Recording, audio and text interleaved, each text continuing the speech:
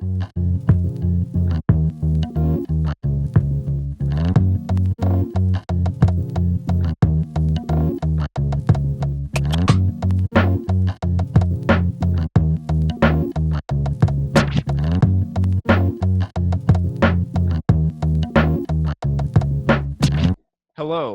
welcome to the 112th episode of the Karstcast movie-cast. Hey everybody, what was the original title of the novel Pride and Prejudice? Literature question for the crowd today. No clue. I should definitely know this. If my grandma's listening to this, she's screaming it at her computer right now.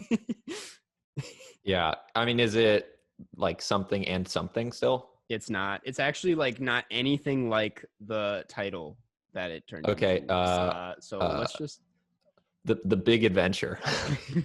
So it's not Pride and Prejudice and Zombies? No. Oh, okay. Never mind. That's my Prejudice guess. and Pride. It is First Impressions. So Okay. Oh, that's we'll ask one more because that was yeah, that was not a lot of Pride and Prejudice fans in the house. This one is which singer played a fashion model in the no, never mind. Who is the actor? What actor is known as the Fonz? That's very simple. right. That's Henry Winkler. Boom. Hey, Boom. I don't know if you are aware of his Twitter presence, but he pretty much just fishes a lot and posts him holding fish. Perfect. Good for him. Yeah. Henry Fischler. Nice one. Yeah. Today we have a very special guest on. It's just my friend Olivia. Hi. Should I do an introduction? Yeah, tell Yes. the listeners about yourself. So my name's Olivia. I'm a college sophomore, junior. I'm in this like weird limbo. I'm an animation and Japanese student. I just recently graduated the Japanese program at unnamed college university, and I can solve a Rubik's Cube in about 5 minutes. Wow. Yeah. If that wasn't like bad audio, I would ask you to do it on the podcast. But solving the Rubik's Cube in 5 minutes. I guess maybe something we can do. At the end of every episode, I read the patron names, and maybe while I read the patron names, which does not take 5 minutes for the record. Not even close. You can try your best. Okay, Yeah. I'll try. See how far we. I'm gonna tell you though, you're gonna have about 1 minute. Yeah, okay. you got like 1 minute. So that might be I'll go record. for a new record. I'll go for a new record.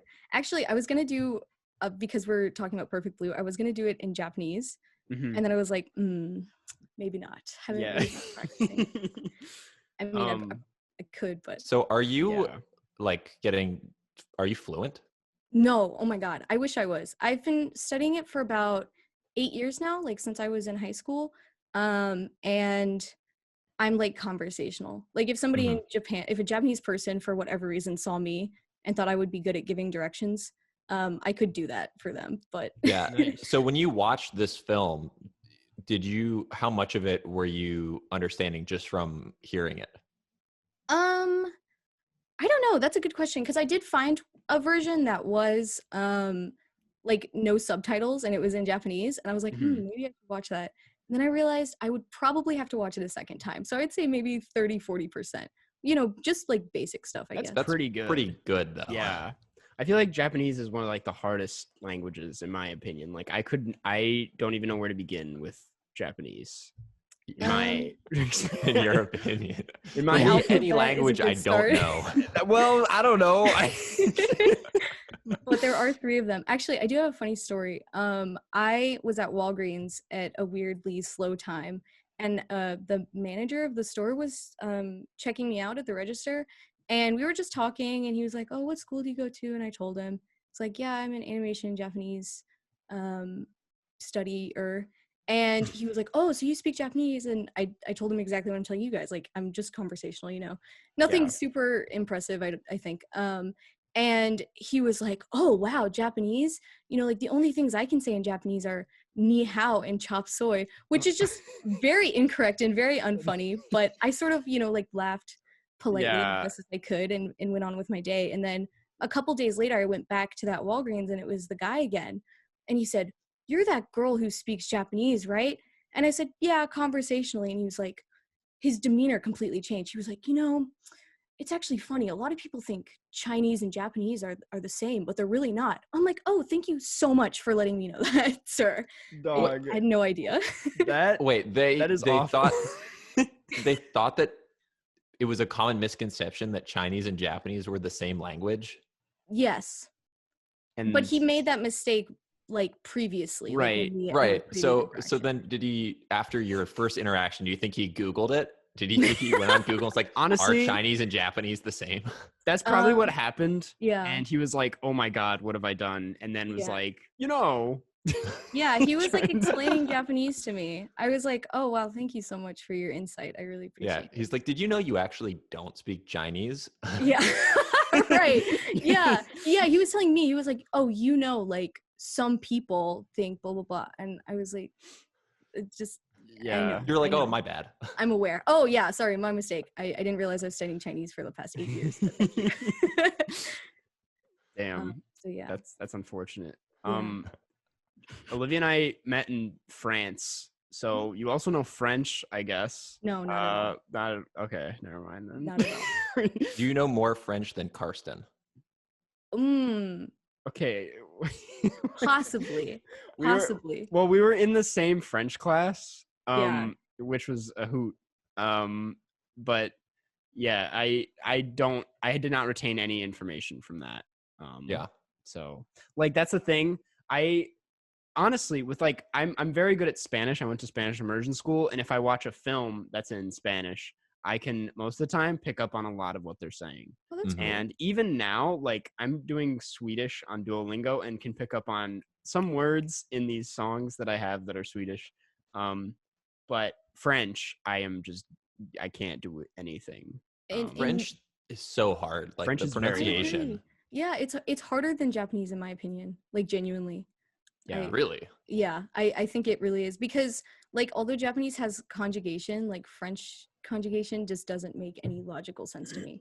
And French pronunciation is obviously very different from Japanese, but like Japanese is very syllabic, so I, U, A, O, and every other letter is like syllables like derivative of that, whereas French, like there could be E, U, and X, and you don't pronounce any of those. It's very difficult. And they just have so many sounds that you don't have as a native English speaker. Yeah.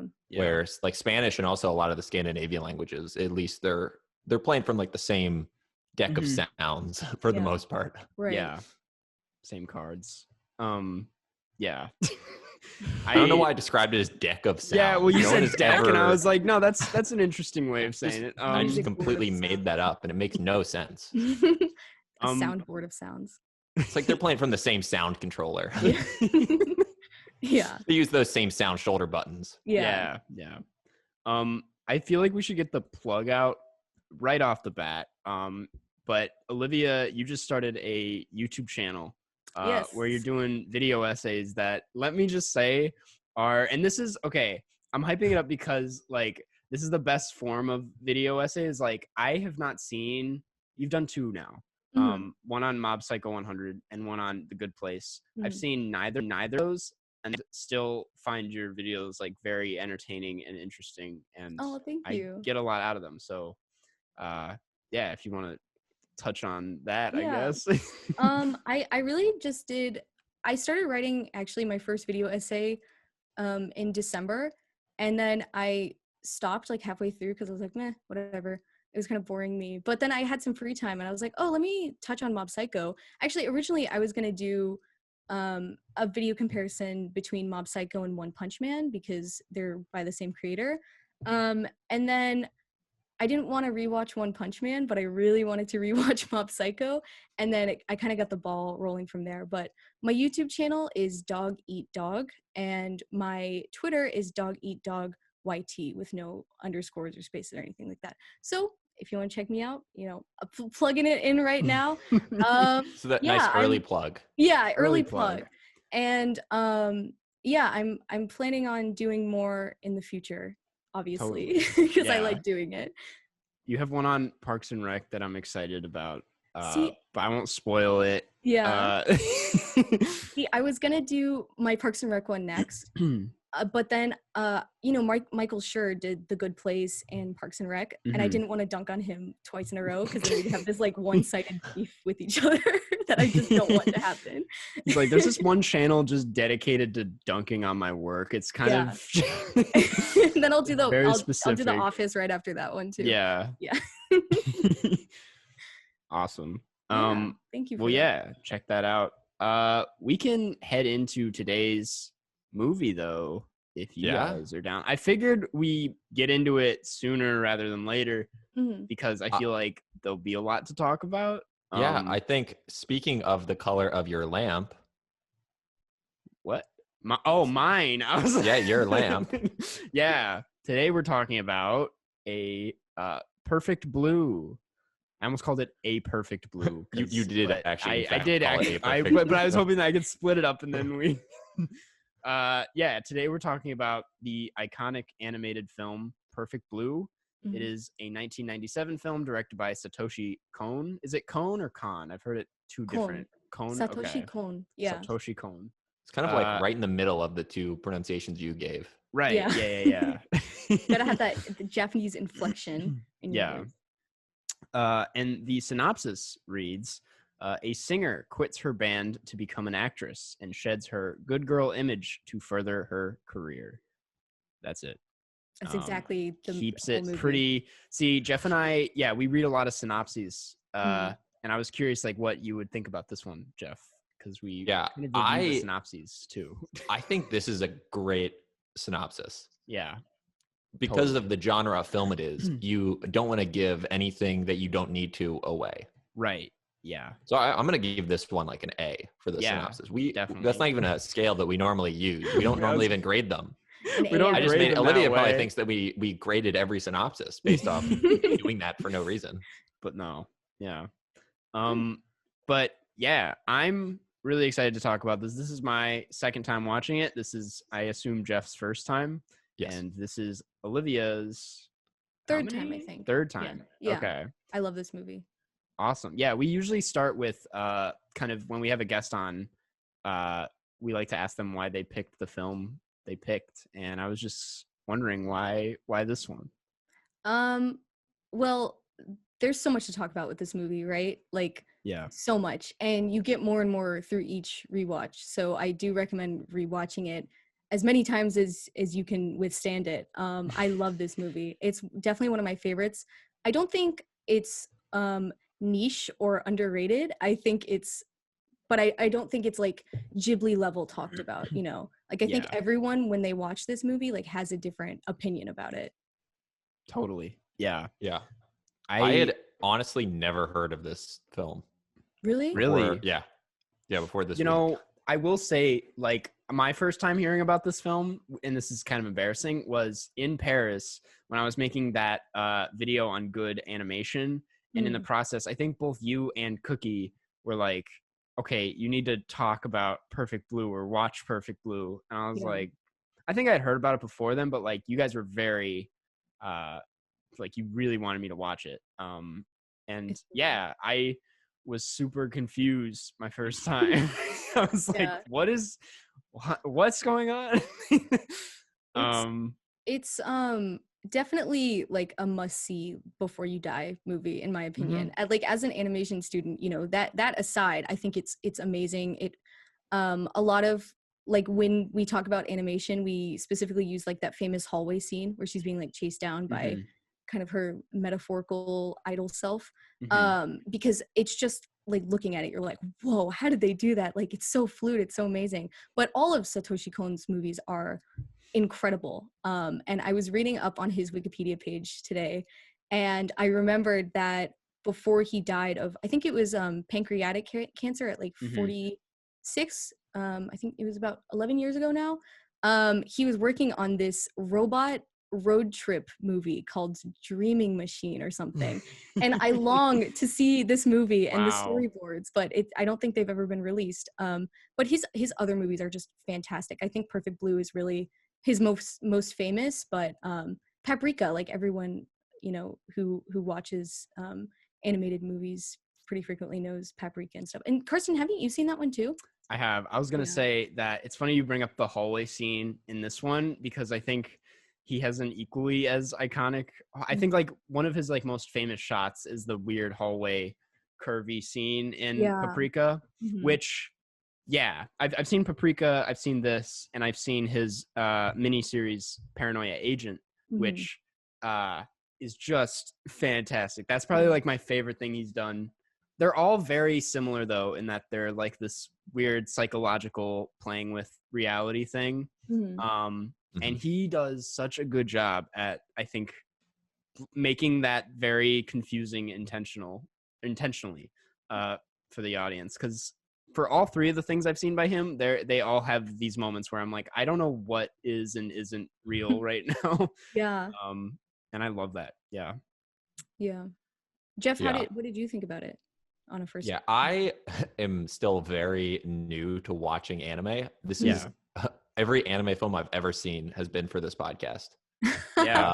And I mean, as someone who grew up on like Disney movies, just the different level of animation in these films, where all the Disney films, they just reuse the same like 6 animations, where, you know, people throw those clips on like Twitter where it's like, look, this scene from the Jungle Book is the exact same movement as like this other film. And just, you know, now watching these films, how precise every frame and how specific every frame of all these films is. It's blown my mind.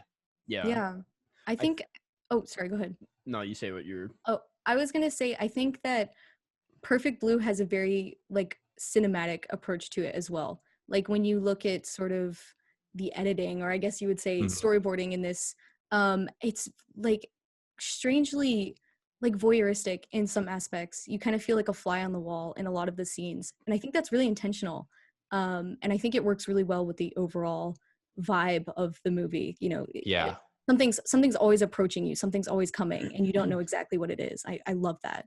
And this really did feel like it was edited like a thriller. Obviously it's not edited in the conventional sense, but just the cuts are such, you know, perfect in terms of how disorienting they were. And I don't know, it was, I'd have to watch it again. You are definitely correct. I was gonna say, like, the 3, I will say which anime films Jeff has seen, and it's just to get it out there. It's a small list. We started with Akira, and then Spirited Away, and now this, which I think is so... Those are like the 3 like heads of... It's like the Mount Rushmore. Mount Rushmore's 4, but... the fourth one maybe would be like any of the NGE movies, maybe, or something like that.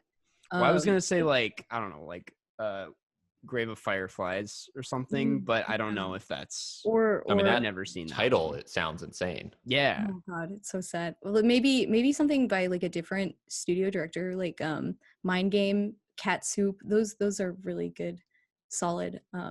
The name of the director is escaping me, but those are really good, solid.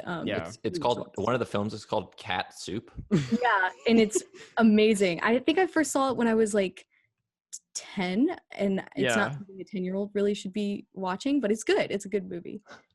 Nice. Yeah. We watched Duck Soup, the Marx Brothers film. You watched Duck Soup. I didn't. Yeah, okay, Karsten didn't. Actually, he was supposed to. That's the one movie I think I didn't watch for the podcast, and I had no excuse because it's like an hour long. But yeah. I think you know a guy. I know. That's what I've always said. Karsten Rundquist is not committed to his craft. This guy does not watch movies constantly. Yeah, it's true.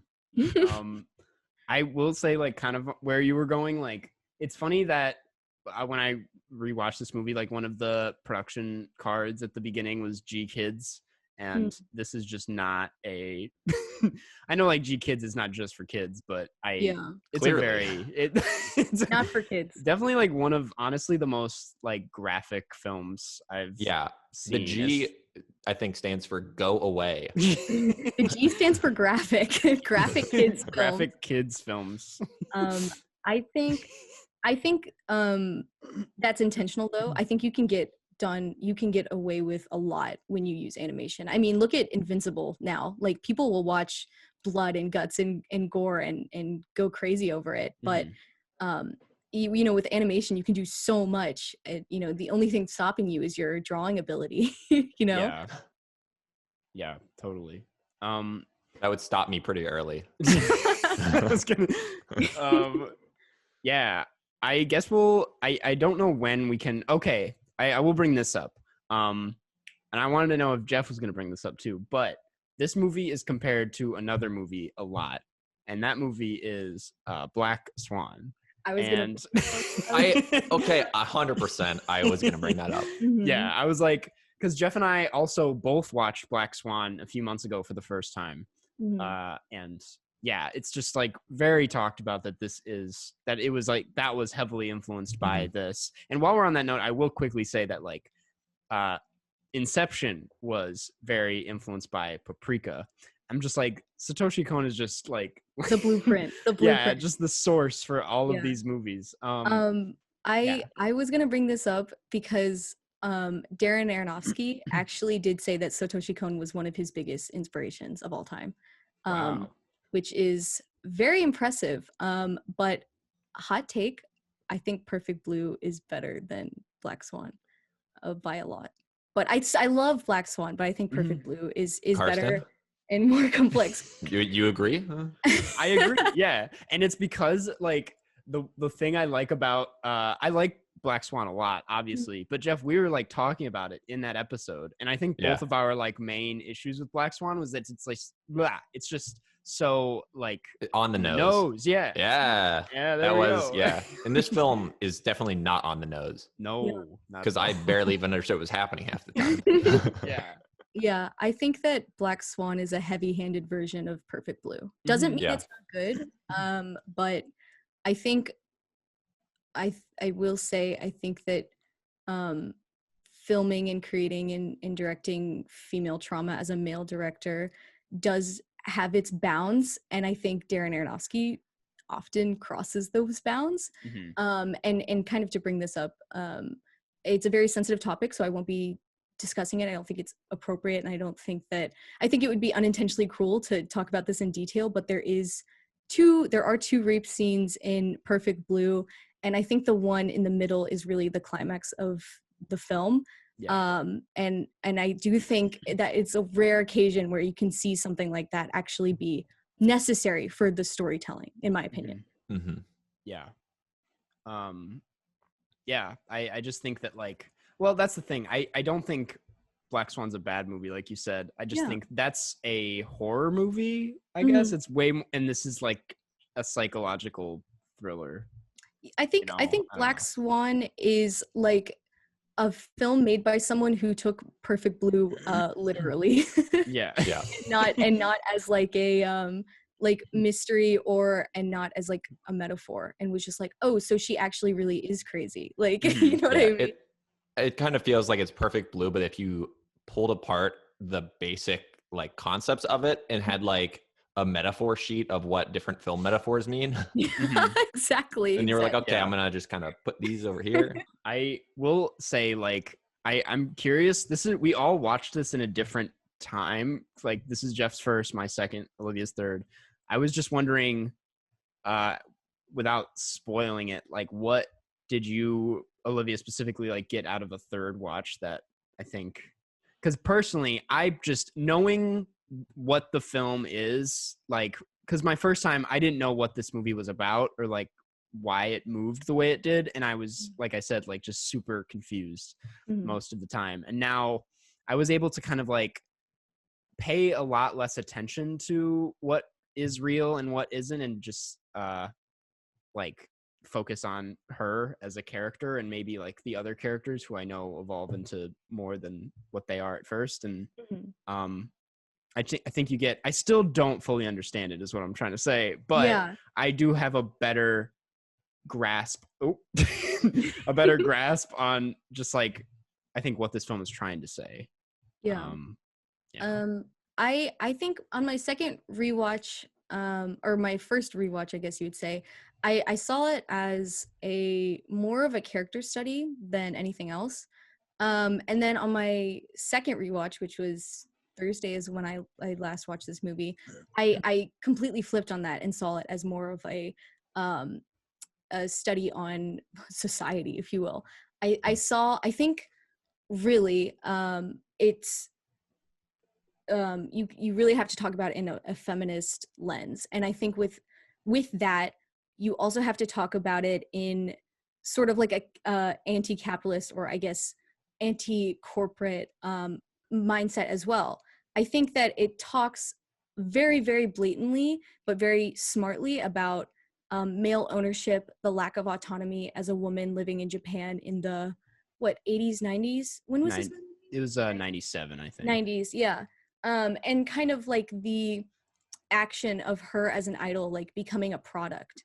I think that that's very blatant. And I think that the thing that really starts that is the beginning scene where she's dancing and the incel creepy dude is like putting his hand up under her, and she's kind of like dancing almost like a ballerina, like in a music box. Like he has her in his grasp, and he does and will for the rest of the movie pretty much. And I think also like her and her mommy and what's her name, Mima and her two idol group mates are performing their heart out, and the audience is very blatantly all male, and they disrupt such a special moment for her. And in that, they also rob her of her time, you know, not only her body and her autonomy, but also her time and her memories as an idol. And you see that again and again in the magazine shoots, in the super graphic scene in the middle. You know, that is also like her being assaulted is connected to her feeling assaulted by audiences who feel the need to control her life in a way. Yeah, totally. Yeah.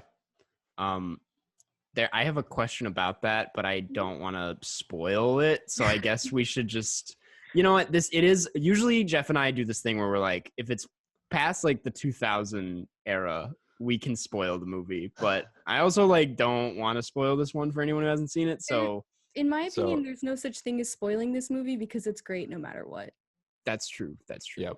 Should we just do our spoiler transition? Yeah, I'll just say like skip to the Q&A timestamp if you want to skip the spoiler section.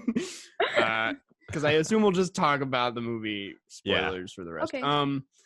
Okay, I just wanted to ask like because from that lens, it's like I do think the villains of the film are mostly men, like for a reason that's like super intentional. And I was gonna ask how you view Rumi, because she's like this one, and she's like, I'm still very confused on her I guess significance in the film, or like what she, like why that happens, I guess. And I wanted either of your takes on that if you had an answer. Yeah, Jeff, do you want to go first? I talked for a little bit, so. That one, here's the thing. Seeing this film just once, that's the part where I'm still trying to work out. Right, I think that, going off of your like long exposition, which I agree with a lot. Yeah. I also did see this, you know, talking a lot about, you know, Japanese society, at least in this era. And I thought it was so much about the lack of autonomy of the lives of, you know, these idols, and like the male gaze, and how there was like this need for them to like be, you know, pure. And yeah, I mean, I'm still wrapping my head around this film, honestly. Right, yeah. But they're like, all of these things are kind of like spinning right now. Yeah. But anyways, if you want to answer Karsten's question. Yeah, I will. Sorry, everybody. So I kind of go back and forth too on the Rumi thing, because when you sort of watch it until the end, right? You think of her as kind of an anchor point for Mima. You know, she wants to protect Mima's image, and that kind of ends up turning into you know, the me-mania kind of thing that happens at the end. And you know, honestly, I think that Rumi doesn't understand her even before we know that that's what she is. And I think also I would argue, and I was talking to Karsten about this a little bit before we started recording, was I don't think the Rumi thing actually happened. I think that's also like part of a delusion that she has. And the reason why I think this is because she doesn't want to be Rumi. Rumi in her outfit is how she sees herself in the future, which is kind of this unpure or tainted or frankly like non-conventionally attractive woman. She doesn't want to be that. You know, she is kind of has this battle between wanting to be beautiful, wanting to be desired, wanting to kind of like literally give her body up to fame. But in doing so, she erases that image of herself, and that is obviously seen again and again and again. So yeah, I would argue that the Rumi thing isn't real at all, and it's one of her delusions. And you know, even though Mima is a little bit delusional, that doesn't make her experience like invalid within the workplace that she's yeah, you know, in. No, yeah, that's a great point. That's one thing I thought a lot about during this, is like throwing out like the what is actually happening and what isn't happening in the film. I think at the end of the day, like it's just very this sounds dumb. Something is happening at least. Like I think what with like the trauma and like you said, delusion that she's experiencing is like it's not like at her fault or anything. It's very much like a product of like the real things that are happening around her, which I don't know where I was going with that, but yeah. Yeah, like I think she's like restrained by the idea of being a product. I think that's pretty obvious, but I think she's also very self-conscious about not being a product. In the same breath, she, you know, you see this the most when she's working on her one line, you know, the "anata wa dare da," you know, kind of thing, like who are you, over and over and over again, and that's weirdly enough, you know, that repetition of the line is not only this like literal meaning of she's working really hard on this one line because she doesn't want to mess up, because she's self-conscious, but it's also like she doesn't know who she is in this moment. She's not an ex-idol, she's not an actress, she's somewhere in between. She's a poster girl, she's a product, she's Barbie. You know, Barbie can be all these kinds of different things, you know, to be subservient to the audience or the consumer. And so I really thought that moment was powerful. I don't really see many people talking specifically about that part too. No, that's definitely one of my favorite scenes, just because I think it like, I don't know, it's I think the root of a lot of there's I don't know, a lot of what happens after that scene I think is because of that scene, where it's like the first time where she kind of feels like she loses herself. And I think a lot of the horrors of the movie are her being out of control or like not really knowing who she is. And yeah, I just think that's the first instance of that. Yeah. I'm still trying to figure out which things happened in this film. I'm gonna be honest. You know, honestly, so am I. It's hard to know like what's real and what's not, and I think that's the purpose. I think anyone working on that film, you know, if you grab an animator by the shoulders and go, what is real and what's not, you know, they would all give you a completely different answer. Only Satoshi Kon knows, and he took that with him. Yeah. I will say that is the thing. It's like going into it a second time, I was like, I am going to put as much effort as I can into just not losing myself in this movie again. And honestly, within like the first 10 minutes of, I think, her going back and forth between that concert scene and like her going home, I was already like getting kind of lost in like where we were. And then it just kind of spirals from there. But, yeah. Oh, Jeff. I'm in the same boat. Okay. It's like Jeff's laughing. But again, like you said, I think that's very intentional in that, like the whole point of this film is to feel delusional. Yeah. And I think it's like, it is confusing, but the cool thing about it is that I never feel lost to a point where I give up on the movie. Like I'm very consistently engaged in it, and I think that's just cool. I agree that I felt lost on some of the actual, plot of physically where and what we are and what's happening, but I was never lost on the greater, like, broader themes of the film. Yeah. So obviously that, that's the important thing. Yeah. I will. Well, I'm gonna ask, like, Olivia, I know you showed me, like, I was wondering if you had any, like, other big points you wanted to bring up while we're still. I think. Let me. We did talk about this a little bit before the recording too. Is like, I think the ending, the very end with the like mental hospital or whatever, and then it might secretly be Rumi in the car. It might not. I don't think that part is real at all, and I don't think anyone went to a mental hospital. I think that is another delusion or another like metaphor in some way, because in my opinion, in my experience watching Satoshi Kon movies, I don't think he would end it in that way. Because I think that ending, to me, just like every other part of her life throughout the movie, mimics the TV show that she's acting in. They're so different, but they're so close together at the same time. We see that with the storyboarding. They're blended together in such a way, and I think that like that ending, to take it literally, maybe I would do that with like an M. Night Shyamalan movie, but not with the Satoshi Kon movie. I think that is another one of those like almost like voyeuristic, like third person, like a TV show basically. She's been so consumed by this exterior image that it takes over her whole life. So what do you think is the last real thing that we see? That's a good question. I think that the whole movie has kind of this blended together real and not real throughout the whole thing.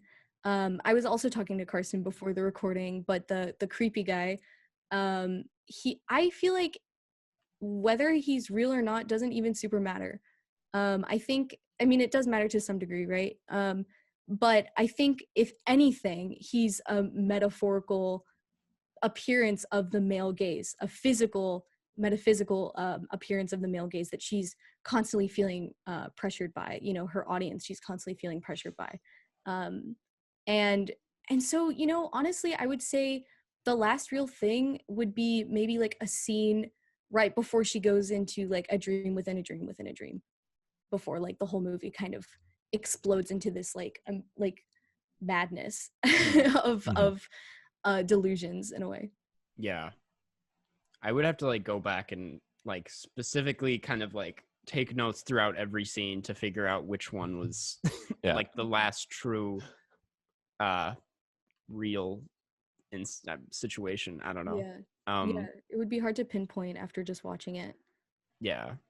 But cool. I feel like I'm just like getting a headache, and I feel like we're not. I don't know. We can wrap it up though, so we have some time for questions. Cool. Yeah. But just like any closing thoughts on this film / scores that people want to give. I personally, I'll just say this like right now, like I did, and I mentioned this in my Letterboxd review, like I think I just like connected to this movie so much more on this rewatch because of how much more familiar I am, not with like the specific things that happen in this, like I'm not there, but I definitely like see this.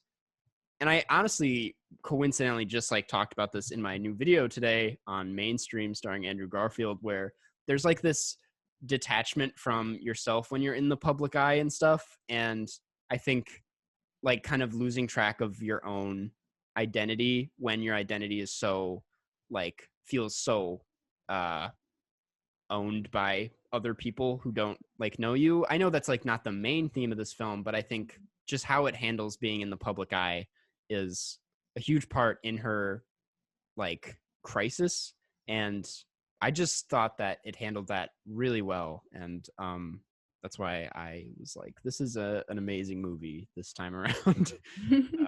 Yeah. Nice. Yeah.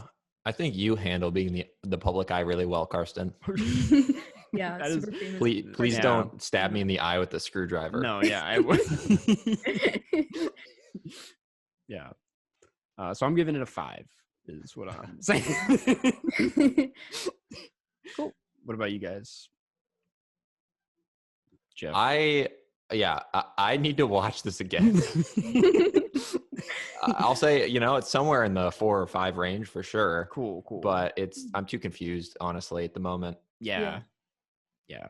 Cool. Olivia? Okay. I guess I'll go. I obviously give this movie a 5. I have it on my Letterboxd too. As a 5. It's one of my favorite movies of all time. I think that if anything, besides what I've talked about, it does deal a lot with the trauma of overworking yourself, which is a huge problem and continues to be a huge problem in Japan. We just recently lost Kentaro Miura, the guy who created Berserk. At, I think, age 54, he died of an illness that was completely hindered by overworking himself. And I think that Mima overworks herself, and I think Satoshi Kon certainly overworked himself up into his passing. We see this a lot in Japanese culture specifically, and that's why the movies and the manga and the TV shows that they give us are so amazing. But I think this film, if anything, is a reminder to be grateful to the people who work for you, because they could certainly die from it. Totally. That was a very beautiful summary of this film. Thank you. I tried. Off the dome. Off the dome. Mm-hmm. That's cool. Well, we can, on that note, hop into some questions. Yeah. Cool. Do you have like some kind of song to play for Q&As? For the I don't know. We should have a jingle. Yeah, and then you need the soundboard, and then you gotta like hit a button, and then it plays the Q&A sound. Perfect. Something like that. Q&A. Transition. Do it again. Q&A. This first one come from both the Patreon and the subreddit. So head on over to either of those for some fun. If you're a $15 patron, you get your question answered in these episodes. And this first one comes from $15 patron T Sizzle, spelled Sizzel. I don't know if this is the same T Sizzle from before, Jeff, but it is a T Sizzle. And it is, what's your guys' favorite movie poster? I feel like we've touched on it in the past. Yeah, we've touched on it. We'll answer it again. But not in a long time. So, I mean, our answers could have changed. Totally. And we have Olivia here. So you have a third answer. Yeah, we definitely did not have Olivia's answer last time. Yeah. Maybe you did. Maybe we did. You never know. I'm not even here. I'm trying to think of my favorite right off. That's the thing about questions like these is that I should have sent them beforehand. I have only ever owned one movie poster. And I'm not going to say this is my for sure favorite. Okay. But I have the Ishtar movie poster, and I've explained this, I think, once before, like probably over a year ago, but it's Warren Beatty and Dustin Hoffman holding like a long rope. And then there's a second poster that the rope is connected to a camel. That's so cool. It's like a double really movie poster because apparently when they put this in theaters, they were really confident that it was going to be such a big movie that they could do 2 posters. We're going to take up 2 poster slots for this. Imagine only having the camel poster, not the other half. or even just the other half. And it's just you guys like holding a rope. And then, like, you have no idea what it's connected to. This could be anything. Yeah. Yeah. That's a good answer. And we have answered this before because I remember that was your answer last time. Yeah. Because it's on topic, I will say the Paprika poster, and I'm not just saying that because we were just talking about Satoshi Kon, but the Paprika poster is really good. It's like her face and her skin isn't her skin, but is instead all of the like characters and weird dream things and like objects in the film. And I don't like the way you describe that. Sounds terrifying. It is a weird. It's an unsettling movie, but yeah, it's a really cool poster. You know, Olivia, what about you? I have a lot of posters in my room. But I would say maybe I really like the Akira poster. It has that iconic moment of him sliding in the motorcycle that's been used over and over and over again. I think that one might be one of my favorites. I would have to check. Totally. Yeah, Akira is a solid one. Yeah. Nice. I also like the Space Jam poster. Yeah. I know exactly. Just like Michael Jordan with a bunch of Looney Tunes. There's my favorite sports. Yeah. Actually, on the topic of movie posters, Perfect Blue, from what I recall, has a really rare poster where there's like broken glass, like it's like shattered glass that shows like her two personas or something like that. Oh shit. Yeah. Because I've only ever seen the one of her like kind of laying down with all the shit behind her. Flowers and stuff. Yeah. Yeah. Yeah, I think that's what it is. That sounds interesting though, with like the whole glass reflecting a different persona. Yeah. I like the idea. I like the concept of that. Yeah. I'll have to find it. It's really cool. Yeah. That reminds me of when there was a monkey on the loose where I live in Florida. And someone captured a famous photo of the monkey staring into its reflection in a mirror.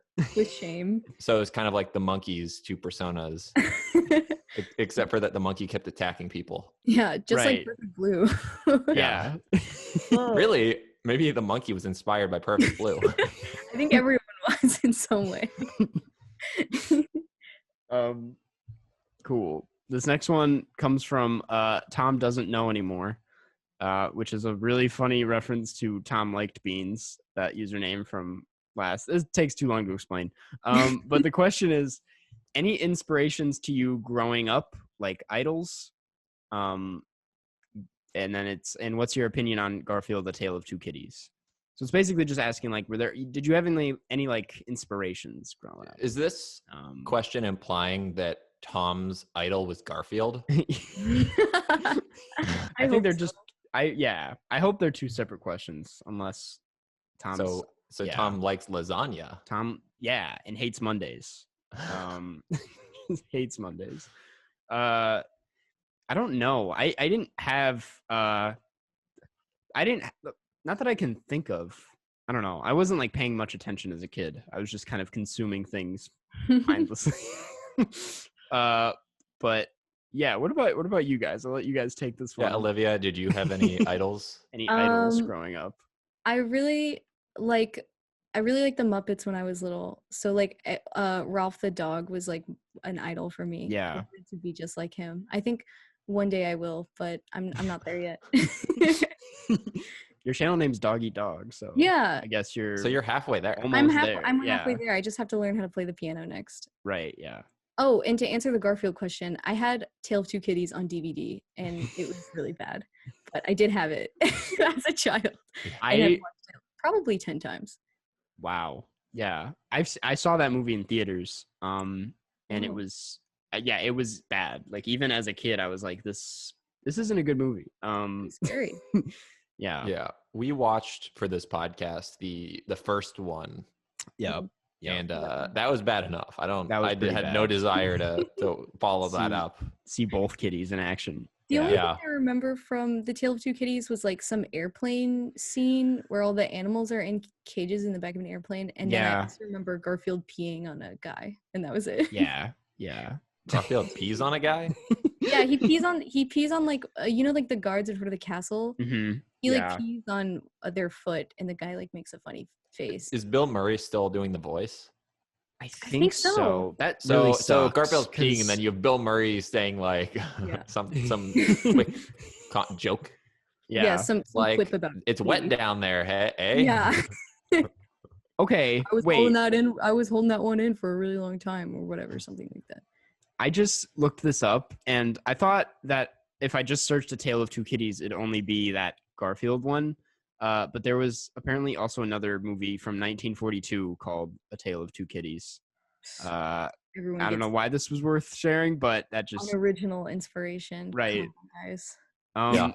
I just wanted to double check. Yes, Bill Murray does play Garfield in Tale of Two. What if A Tale of Two Kitties was inspired by Satoshi Kon as well? Like, it's a weird psychological turn. The two kitties are the two different personas. Two Mimas. It's A Tale of Two Kitties, but it's one kitty. Yeah. Yeah. It's a real thinker of a movie. Yeah. That's what everyone was saying in the reviews. Yeah. Cool. And also, as for the oh my god. Oh, the idols question, I came up with an answer, and it was Michael Phelps. I was really Michael Phelps? Oh yeah, because you were a swimmer. Yeah. Why was that crazy? He's like the most decorated Olympian. Yeah, I forgot you were a swimmer. Yeah. I was like, I want to be like him. But yeah, I had like, since I'm into sports kind of.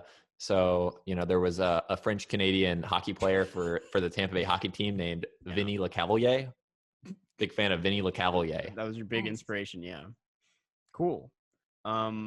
This next one. They also had another guy whose name was Marty St. Louis. I don't know why we like anglicized all the French Canadians' names by like making their names Marty and Vinny instead of Vincent and like Martin.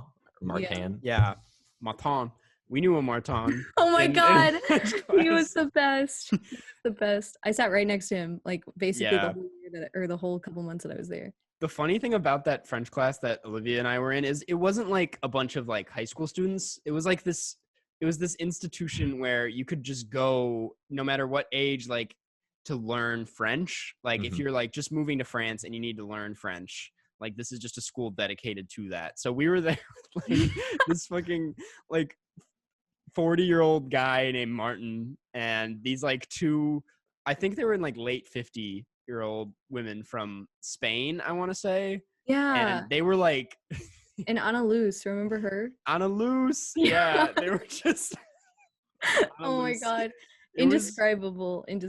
It was like one of the weirdest. I remember like because it was like our third day there when we went to our first classes, and I was just in this room with these people that were like all different ages from all over the world, and I was like, where am I right now? And no one, that's the thing, because everyone was from like different parts of the world, like they didn't know any language besides their own language, so none of us could really like talk to each other. Yeah. Except in French. And that's the magic of the class. Yeah, level 1 French. It was a disaster. Yeah. Yeah. But it was cool. This last one comes from Tingling01, and it is, do you guys have any stories of when you bought something and you dropped it or broke it the same day or close by? I do have a good story. I forget if I actually told this on the podcast yet, but when I went to get my second shot for my vaccine, you bring in your card and the card. Okay. Yeah. I was like, where's this going? I dropped the needle. Yeah. Yeah, he got a glass in his arm. But I first of all, what they tell you when you get your second shot, and I'll say this in case you didn't already know, is you should drink a lot of water that day of so that you're hydrated. So I got that second shot, and then for some reason I was like, I'm gonna go get lunch, and I went to Brugger's Bagels and got myself a salt bagel, which is a bagel with like big chunks of like salt all over it. And while paying for it, I dropped my card and it left it in the bagel shop, and then went home and ate like the saltiest thing imaginable, and then had to like panic drive back. And thankfully it was still there on the floor. It had been stepped on, but I was just like, well, there's my vaccine card. And this was like 10 minutes after getting the second shot. Why did you get an extremely salty bagel? Like, are you I don't know. I was or something, or like a deer. Like, why do you? What's up with this salt? He likes licking salt. I like salt a lot. You guys just have to try. It's like a pretzel bun. I'm gonna put you on to the saltiest bagel you've ever had in your life. I want to say I actually agree that salted bagels are awesome. They're awesome. Yeah. You have to give them a shot. Okay, fine. I'll be there. But I will say, don't get them when you're supposed to drink a lot of water. Like maybe don't have that when you're supposed to be hydrated. Okay, yeah. I think that's why my symptoms were so bad, but who's to say? Yeah. You know? Do you hear about in Italy, they accidentally gave one woman 6 doses of the vaccine at once? Super Saiyan lady. Yeah. I remember you know what? Never mind. I was gonna say something, and then for some reason I started that with "I remember," and I'm like, I have no way to rectify this sentence. I was like, I said, why did I say "I remember"? Yeah. That's how this podcast goes sometimes, you know. Yeah. Okay. You start a sentence and then you just have to stop. You bail out. I'm saying back to you, Karsten. Well, I already answered the question, so actually I'm going to toss this over to you guys if you have any good stories. Back to you, Olivia. I don't think I have any, actually. Okay. Where I broke something the day of, really. Yeah. This one time I was in Japan studying abroad for 2 weeks, and my host family took me to Tokyo Disney on a Thursday night. The park was about to close in like an hour, and it was pouring down raining, so it was completely empty. It was literally just us and like maybe 3 other crazy families. And I had these suede shoes that I was wearing because I didn't know where we were gonna go because it was a surprise, and I had bought them in Japan a couple days before going to this trip, which thank God I could find my shoe size in Japan because they got little feet. But anyways, we ran around Tokyo Disney until it closed in the pouring rain, rode Space Mountain about 13 times. And by the end of the night, my shoes were completely ruined. Completely. Wow. And it was really sad, but it was that is unfortunate. But at least you got, to go to Tokyo Disney. Yeah, right. The only Disney I've actually ever been to, weirdly enough. Yeah, I'm currently but also I'm from Florida, so I've been to Disney World quite a lot. Yeah, I recommend it. Disney if World you is like good. Disney stuff. Yeah, I mean, it's obviously, I would say the fact that I grew up with it was better. I'm not as into Disney now as I was when I was 10. You're not a Disney. I'm not one of those Disney people. I want to be very clear about this. It's still like fun to go to every now and then, you know. Yeah, I think we should start calling adult Star Wars fans Disney adults now that Disney is enveloped Star Wars. I agree. That's actually a really good point. I think it would be a blow to their ego. Yeah. Yeah. I've been to Disney World one time, and it was like it was too long ago to remember. But I remember doing the Rock and Roll roller coaster, and that it was like one of the craziest experiences. So did you rock and roll or just rock? It was honestly just rolling. There's no rocking. There was no rocking involved. Yeah. It actually wasn't even the roller coaster. You were just being pushed in a stroller. I was just being pushed around. You thought it was the roller coaster. I was like, this is crazy. Yeah. Anyways, what was the question? It was do you guys have any stories of when you bought something and then you dropped it? Oh, right. I never answered this. Yeah. So back to you, Jeff. Well, my mom once bought like the day she got an iPhone, she dropped it and broke the screen. That's funny. So that's like the classic version of that story. Now that has never happened to me. I don't think I've ever really done that personally. Yeah. But you take too good of care of your I know. stuff. I just paid too close attention to my stuff. I'm not reckless like my mom. Yeah. She's wild. Throwing her phone at people. Yeah. Cool. Well, we can get into the wrap up then. Olivia, you want to try to solve a Rubik's Cube? Oh my God. Well, no, that's for the Patreon names, not. But I think that there's a much better chance if we combine Patreon now. names. Okay. Yeah. Yeah. I'm getting it right now. Oh, wait, I feel like what you're doing is you're bringing up a completely solved cube, and then you're gonna put it. I feel like there's some cheating. Boom. Okay. Done. 2 seconds. Okay. Here, I'll go. So I'll start now. I'll turn off my mic real quick. Hold on. Okay. I feel like honestly, the mic might be good to have on because I think it'd be funny to hear all. Let's get the like clicking noises. Yeah. I brought this with me to Easter for my family, and they were like, "That thing is so annoying. It's so loud." And I was like, "I'm just Cuban, man. I get my cube on." All right. So it's starting. What do we have? Yeah. Well, okay. I'll read a review. Read a review and then read the names, and then that should give you next maybe movie. 3 minutes. Next movie too. Okay. So next movie. Wait, do we even know what the next movie is? Well, I was gonna pitch it to you, so Olivia has extra time while we decide on it. Perfect. Let's go. So boom. The review. This one comes from Poopy Boy. It's not fair. From the USA. The subject line reads, Karstcast, more like Fartcast. 5 stars. And then it reads, just kidding, Karsten and Jeff. If you're reading this, I love the podcast and hope you guys are having a good day. Smiley face. So thank you. That really turned around. It was for the a better. lot of twists and turns. Yeah. Thank you, Poopy Boy. By the way, it's spelled with like 3 O's and then like 5 I's. So Poopy read it correctly. Boy. Maybe it's Poopy. Bye boy. Yeah.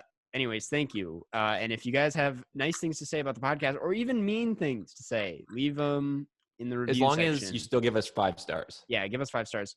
Olivia's almost there. Next movie. I have 2 options, Jeff. We could either do Ma, that Octavia Spencer movie from 2019. It's like a horror movie. And I've never heard of that, if I'm being honest. It looks really stupid, but kind of funny. It would be a really funny movie to talk about. And the other one is Saint Maud, which is a movie from 2019 as well, but it just got released. It's on Hulu, and it's not a very funny movie, it seems like, but it's got some buzz. It's pretty short, and I just thought that would be a relevant one. So we got either Ma or Saint Maud. Yeah, I was about to say the syllable Ma is in both of these. Is in a lot of these, yeah. I'm gonna leave this one to you. All right, you know what? We'll save Ma for another one, and we'll do Saint Maud. Okay. It's just easy. It's on Hulu, and it's very short. Perfect. And it's been getting some buzz. And lastly, the last part of our wrap up. Olivia's got like 1 minute on the clock. Is we like to thank our patrons. If you'd like to become a patron, head on over to the patreon.com/Karstcast, where you get exclusive access to bonus episodes, which Jeff and I have to record pretty soon here. Q&As, shout-outs at the end of every episode, which we're about to do, and Zoom Hangouts, which we also should schedule pretty soon for the month of May. Yeah, we're bad at this. But all that said, here is that shout-out. Thank you. AJ Ford, Ben Chow, Blake Root, Boat, Boy, Brandon Yu, Brock Schultz, Camilla, David Sir, Eden, Grant Gow, Harry Remedianakis, Haytham Khan, I Don't Live in Ohio, Iva, Jaden Easton, Jacob Colness, Jane V, John Van Hout, Jordan Hill, Judy S, Justin Dickinson, Katie T, Kaylee Patney, Liv Rob, Martin Deff, Mary Lee Borslow, Meridian, Micah Simmons, Monroe Page, Nora B, Parks, Riley Ost, Robert Burke, Scumbag from the Book of Dirtbag, Skylar Ermel, Sarfia Arieta, Stella Perry, Supercalifragilisticexpialidocious, Smitty Werbin, Jagerman Jensen, T Sizzle, 10 Billion, The Monopoly Man, Tom Lakes Beans, Vegard Strom, Vera S, Wes Kinley, Xavier Fossier, and Youssef A. Hey, now just to be very clear, Olivia solved that cube like 10 names in. It wasn't even close. Really? Wow. Yeah. Boom. Wow. Thank That's you. Super impressive. Thank you. Impressive. That might actually be a new record. I'll have to go back on that. We do have it timed. Once this video is released, you can just look at the time. Yeah. I think my fastest is 3 minutes and 36 seconds. So we'll see. Yeah, this is gonna be close. Yeah, cool. Damn. Nice. Good to know. Awesome. Well, that is the episode. Cool. Olivia, do you have second Olivia plug? Yeah, anything to plug? Anything you want to get out there for the fans? Yeah, for all my fans out there, I love you guys. You guys make my dream come true. No, actually, if you didn't hear in the beginning, my YouTube channel is Dog Eat Dog, and I am writing a video right now, actually a couple. So if you want to see more from me, if you liked me on here, if you like my videos that I have up, feel free to subscribe. Follow me on Twitter. I'm kind of funny. I've been talking about Yakuza a lot. And my Twitter is DogEatDogYT. That is all. Great. Thank you guys for having me on. I really appreciate it. It was so much fun. Thank you for coming on. And we'd love to have you on again to talk about Perfect Blue again when Jeff has seen it again. Yeah, when I watch it again. We might be able to say more things. Yeah, perfect. Awesome. Perfect Blue. Perfect Blue. Wow. I will say before we sign off, I have a plug myself that I wanted to. What? He's just gonna plug it again. I know what he meant. It's just like the way you said that was weird. Go ahead. I gotta plug myself in right now. Plug myself in. All right, let's not run with that. I'm gonna help you plug your own thing. Okay. I have an Indiegogo going on right now. Karsten has an Indiegogo campaign for Dirtbag, my short film that Olivia is going to be a part of. Olivia's helping out. Maybe Jeff, but I know Jeff is just not in the same state. So I'm not in the same state, but if there is a way to help, I will. Yeah, of course. Jeff has already helped, to be honest, by reading the script and that and saying, "Yep, saying it's good." Yep. So yeah, head on over to Indiegogo and search Dirtbag. I'll just also link it, and we're so close to the goal. So be on the lookout for that. We just added. You added. So you did just add a new perk where I'll send you a handwritten letter, but the twist is that I'm gonna sprinkle some dirt in the envelope, so you're gonna get technically your own bag of dirt. Your hands are gonna be so dirty by the end of it. I know. I'm just gonna start like rubbing dirt all over the paper and yeah. Now make sure it's dirt and not manure. Yeah, that's a common mistake. Throw a worm in there too for those extra special ones. Everybody gets a dead worm if you contribute a dried out to worm. the campaign. Yes. Yeah. Just what I wanted. So yeah, that's that. Does anyone else have anything else to say? No. Donate to Karsten's Indiegogo. Yeah, everyone. Karsten actually has this really cool short film coming out. I don't know if you guys have heard of it. It's called Dirtbag. Yeah. Dirtbag. Dirtbag. I've read the script. Summer. Yeah, Jeff's read the script. Starring Mike Brunlieb. Mike Brunlieb. Yeah. Yep. Okay. Jeff, do you have anything else to say? Catch you on the flip side. Yeah. Catch you on the flip side? Catch you guys on the flip side. Flip side.